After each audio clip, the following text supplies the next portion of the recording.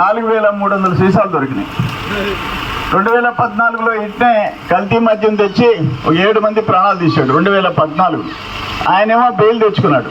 ఆయన కేసులో మందు సప్లై చేసిన అప్పు అని ఆయన పేరు లక్ష్మీనారాయణ అంటారు అలియాస్. ఈయన కేసులో అరెస్ట్ అయినాడు. ఈయనేమో బెయిల్ తెచ్చుకున్నాడు. అతను జైల్లో చచ్చిపోయాడు. ఎవరు చచ్చిపోయింది?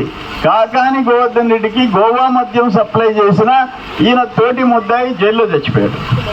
ఈయనేమో హ్యాపీగా బయట తిరుగుతాడు. నా మీద 1000 కోట్ల ఆస్తులని వేరే వాళ్ళ చేత డాక్యుమెంట్ తయారు చేయించాడు. ఇతర దేశాల్లో నాకు నెట్. వాళ్ళు ముగ్గురు జైలుకి పోయారు. ఈయన మాత్రం సుప్రీంకోర్టు పోయి బెయిల్ తెచ్చుకున్నాడు. నిన్న పంటపాలెంలో మొదటి రోజు 3 డ్రైవర్లు, కాకాని గోవర్ధన్ రెడ్డి పార్ట్నర్ మారు సుధాకర్ రెడ్డి 4 అరెస్ట్ అయినారు. 4000 చిల్లర సీసాలు దొరికినాయి, 4300. నిన్న ఆ డిపార్ట్మెంట్ నుంచి ఎవరు వీళ్ళకి బల్క్గా సప్లై చేశారో 1000 బాటిల్స్, వాళ్ళు 5 మంది అరెస్ట్ అయినారు. అంటే 5, 4, 9 మంది. ఆ రోజు ఆయన రాజారెడ్డి తప్పించుకున్నాడు. అక్కడ ఉండే వాచ్మెన్ అరెస్ట్ చేశారు. నిన్న మళ్ళీ 4 అరెస్ట్ చేశారు. మొత్తం ఎంతమంది తెలుసా? 15 మంది ఈ 10 రోజుల్లో అరెస్ట్ అయినారు. ఎవరి కారణం? కాకాని. ఎవరు పోటీ చేసేది? కాకాని.